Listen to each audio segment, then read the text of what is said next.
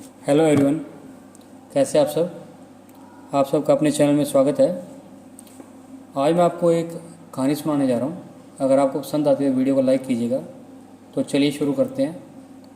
ढोलकपुर नाम के साम्राज्य में एक जाने माने ऋषि रहते थे, जो लोगों का भाग्य बताने के लिए काफ़ी प्रसिद्ध थे। उस राज्य का हर व्यक्ति उन प्रसिद्ध ऋषि व उनके कौशल के बारे में जानता था। एक दिन उस ऋषि के बारे में वहाँ के राजा को भी पता चला। राजा के मन में भी अपने भविष्य को जानने की इच्छा हुई। इसी के चलते उसने अपने सैनिकों को ऋषि के पास भेजा और पूरे आदर सम्मान के साथ उन्हें महल में आने का आमंत्रण दिया। राजा की आज्ञा के अनुसार सैनिक ऋषि के पास गए और ऋषि को राजा का आमंत्रण सुनाते हुए उन्हें महल चलने की प्रार्थना की। ऋषि भी सैनिकों के साथ महल चलने को तैयार हो गए। जब ऋषि महल पहुँचे तो राजा ने बड़े ही उत्साह के साथ उनका स्वागत किया और अपने दरबार में सम्मान के साथ उठाया। जब ऋषि ने थोड़ा आराम कर लिया तो राजा ने ऋषि के सामने अपने मन की इच्छा रखी और उनसे अपना भविष्य पूछा। ऋषि ने राजा से उनकी जन्म कुंडली मंगवाई और उसे ध्यान से देखने लगे। कुछ देर तक राजा की कुंडली देखने के बाद ऋषि ने राजा को बताया कि भविष्य में उनका भाग्य आशीर्वाद भरा हुआ है और जीवन में सब कुछ अच्छा होगा। इस तरह ऋषि ने राजा के भाग्य के बारे में अच्छी अच्छी बातें बताई। राजा खुद से जुड़ी अच्छी भविष्यवाणी सुनकर बहुत प्रसन्न हुआ। उसने खुश होकर ऋषि को सोने और चांदी के उपहार दिए। इसके बाद राजा ने ऋषि से अपने भविष्य में जुड़े दुर्भाग्य के बारे में पूछा।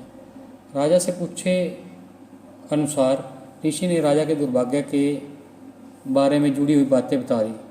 उन्हें सुनकर राजा बहुत ही क्रोधित हो गया। वह गुस्से में ऋषि पर चिल्लाने लगा और धमकाते हुए कहा कि इतनी बेतुकी बातें करने की आपकी हिम्मत कैसे हुई। राजा ने गुस्सा होते हुए अपनी तलवार निकाली और ऋषि की तरफ इशारा करते हुए कहा कि अब मुझे मेरी मृत्यु का समय बताओ। ऋषि समझ चुका था कि राजा अपना दुर्भाग्य सुनकर उस पर क्रोधित हो गया है। राजा की मृत्यु वाली बात सुनते ही वह शांति से कुछ गणना करने लगा।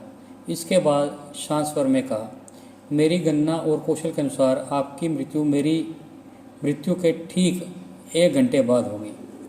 राजा ऋषि की यह बात सुनकर हैरान हो गया। अब उसे अपनी गलती का एहसास होने लगा। उसने तुरंत अपनी तलवार नीचे रखी और ऋषि के साथ किए गए अपने दुर्व्यवहार के लिए उनसे माफ़ी मांगी।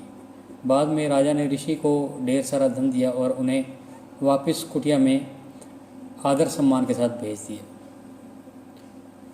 इस कहानी से हमें यह शिक्षा मिलती है कि मुश्किल परिस्थितियों में भी हमें अपनी समझदारी से काम लेना चाहिए और मन को शांत रखना चाहिए। यह हुनर हमें हर परेशानी से बाहर निकाल सकता है। तो आपको ये कहानी कैसी लगी? अगर पसंद आई तो वीडियो को लाइक कीजिए, शेयर कीजिए और चैनल को सब्सक्राइब कीजिए। बेल वाला बटन ज़रूर दबाएं ताकि हम ऐसी कोई और कहानी डालें तो उसकी नोटिफिकेशन आपको मिल जाए। Thank you.